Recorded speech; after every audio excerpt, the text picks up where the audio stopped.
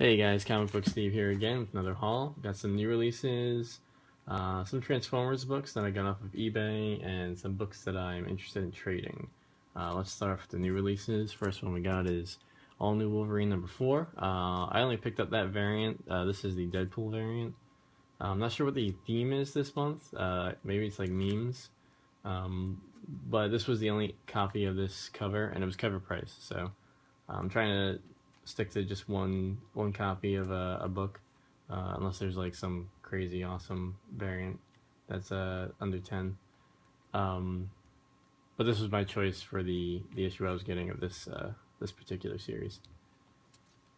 Then we got Avengers number 3, all new, all different. This is the regular Alex Ross cover. It's an okay series. I think it's better than average. I'll probably stop after this issue and just pick up the series again if anything interesting happens. Spider-Gwen number 4, New Green Goblin, pretty fun. I think I'd give this series in its entirety so far like an 8 out of 10. There are some things I wish were different about it that I've mentioned before, but overall I still enjoy it, so I'll keep picking it up. Secret Wars number 9. I've been dying for this book. This book was high on my list of most anticipated new releases for this early part of the year. I think it stuck the landing. I think it's still amazing. I can't wait for the hardcover to come out. I think the one problem I had with this book, two problems. One problem is there's a scene with Black Panther towards the end that I'm not quite sure what the hell happened there. I'm not going to spoil it for anyone, but if anyone can explain that to me, that'd be great, because it didn't seem to match up with other parts of the ending, or at least I'm not sure how it fit into other parts of the ending. Anyway, awesome book. If you guys haven't checked it out, I think it's, for my money, the best event book Marvel's ever done, really. I can't think of another one that's excited me as much or had such consistency. The art and the writing were awesome. The lead up to it was awesome. So I'm really looking forward to the hardcover. If you're a fan of Dr. Doom and the Fantastic Four, you absolutely need to pick up this issue, or even like the series. It's basically the Doomverse read series. They're pretty much the main stars of it. But yeah, I'm glad they extended it one extra issue into this 9th issue, and I thought it was awesome. So then we got Mighty Thor number 3, still an amazing book. If you're not picking it up, you know, I think it's one of the best books that Marvel's putting out right now, really. I can't compare it to DC books because I don't pick up DC, but or Independence, but for Marvel, I think it's one of the best books they're putting out right now.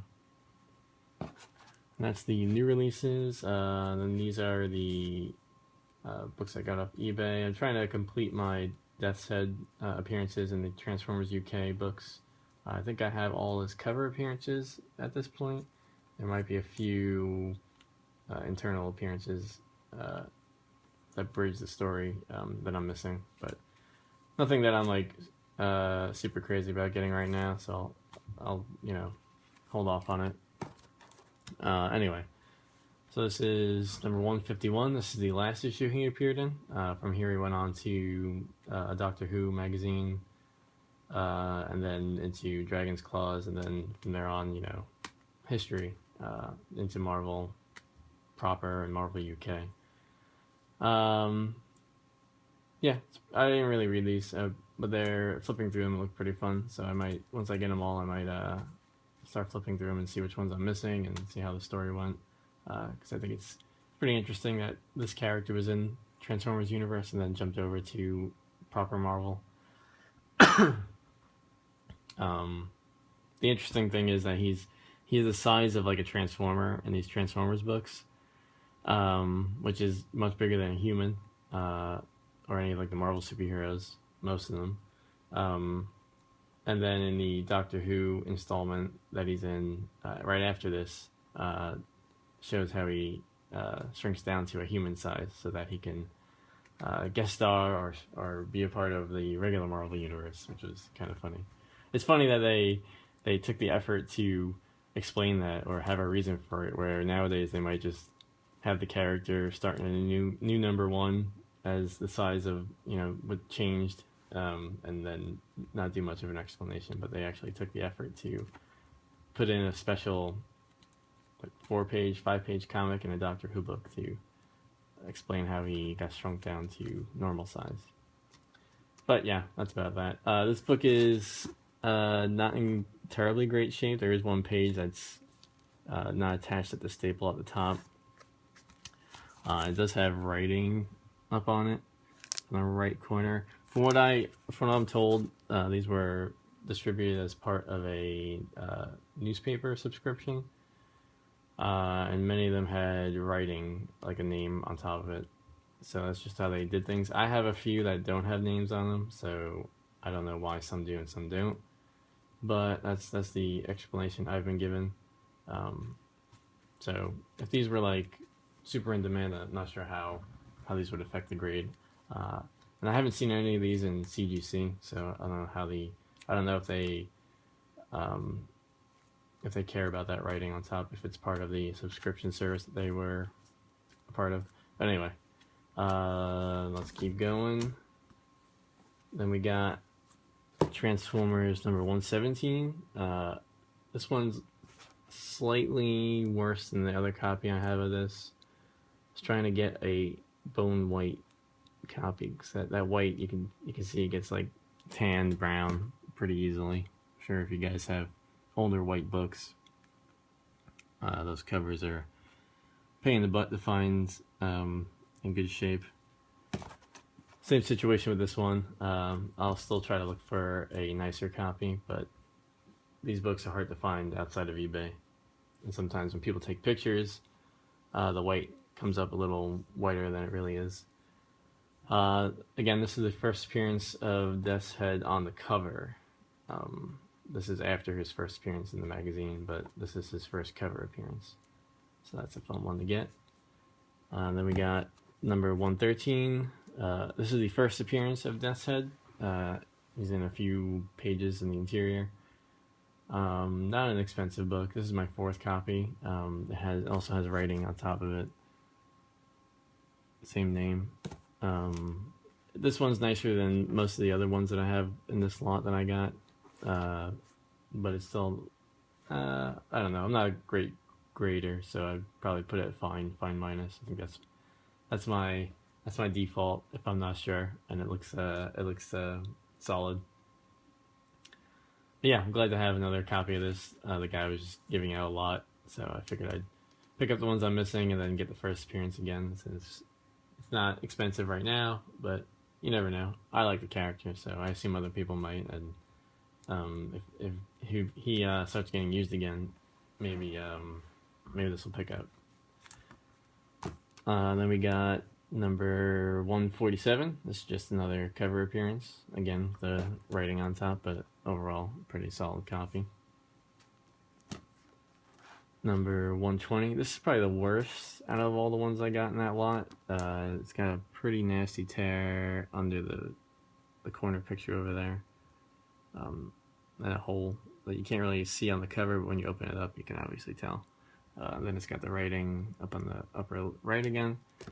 But yeah, just another cover appearance. And then the last one I got from that lot was 133, which is one of the better ones. It's got some wrinkling on the cover that you may or may not be able to see, but I think that's actually the best cover of all his appearances in the books.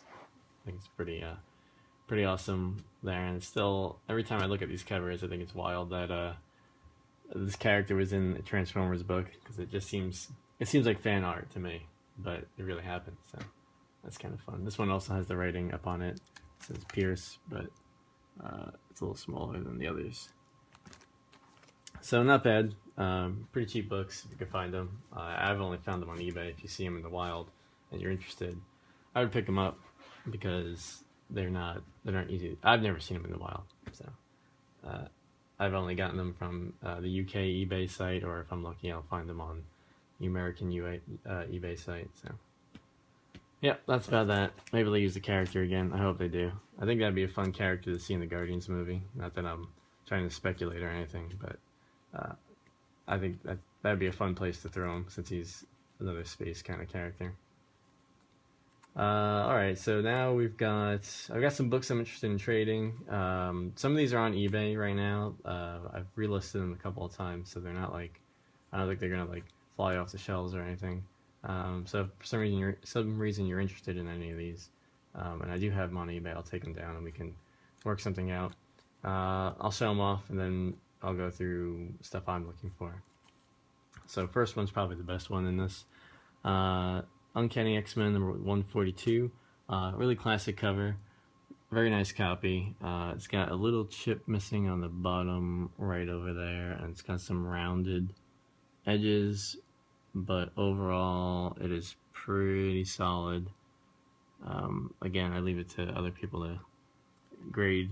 I'm not really a good grader, so, but that's probably the best one in that bunch. Or the best, or the most interesting one, I would say. Then we got X-Men number 4, first Omega Red. You can see that a lot of these are going to be X-Men books because I'm not trying to whittle down my collection a little bit, so I don't have to keep buying boxes and plastics. But the only ones I really feel like parting with are X-Men books right now. I guess I kind of got burnt out during the 90s when all I collected was Spider-Man, X-Men, and Hulk. And most of the books I got were X-Men because those are the most popular books of the time. All like the hot artists were on there, all the best writers were on those books. So I think I burnt myself out back then. So now when I look at X-Men books, I just kind of not really crazy interested in them. But I've gotten a few over the past year and a half. I think it's time to start reducing the collection a little bit. And if I can get Spider-Man books that I'm looking for, I think that's well worth the effort. And then I got Uncanny X-Men 256. This is the first Psylocke as the in her Asian body. And then we got Incredible Hulk 126, the first full appearance of Barbara Norris, who is one of the Valkyries. I think she's the Valkyrie in the original Defenders group, but I might be wrong about that. This one, I paid 10 for it. It's still in the same plastic, but it is not a perfect copy for sure. The biggest problem it's got here is this crack right that goes right through the pages. So it's not an ideal copy to have, and the corners are a little beat up. But it is an older book, so it's not super in demand, but it's a fun one to have.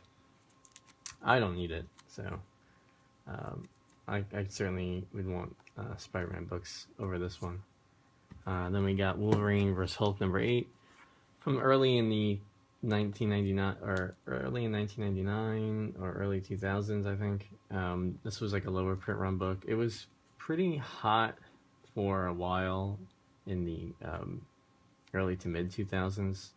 This was like a $15-$20 book. I think it's cooled down a bit. It's still hard to find, but it's not like as in demand as it used to be. But still, if you're interested. Thanos Imperative number 6, very nice copy. Rise of Apocalypse number 1, The Origin of Apocalypse. In fact, I have the whole series here, all in like really excellent condition.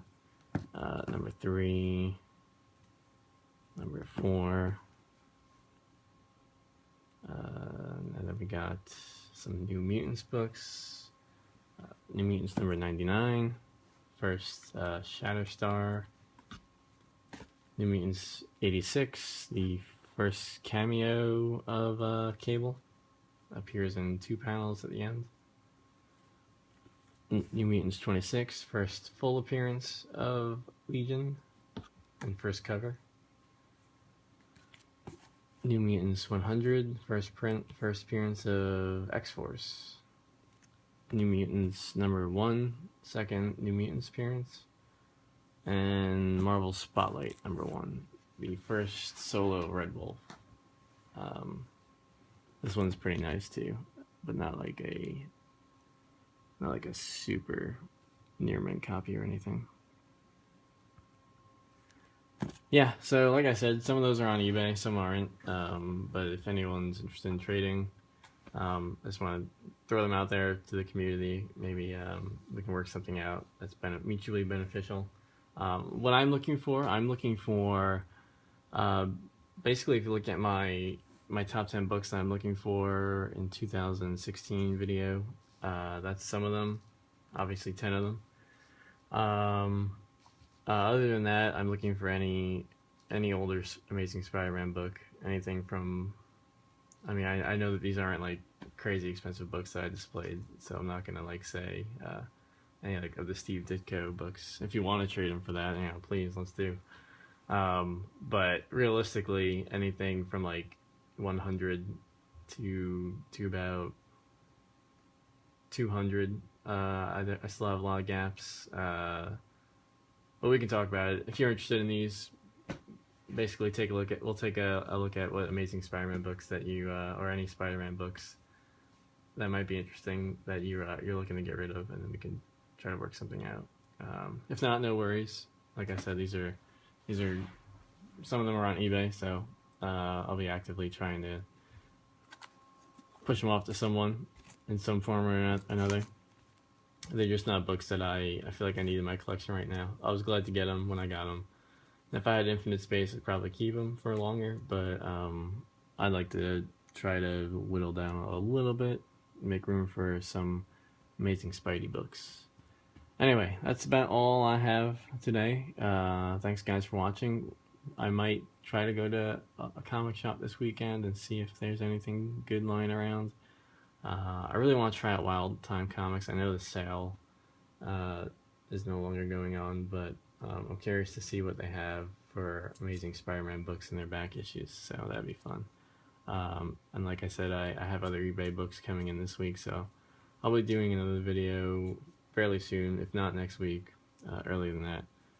Anyway guys, have a great weekend, and I'll talk to you later.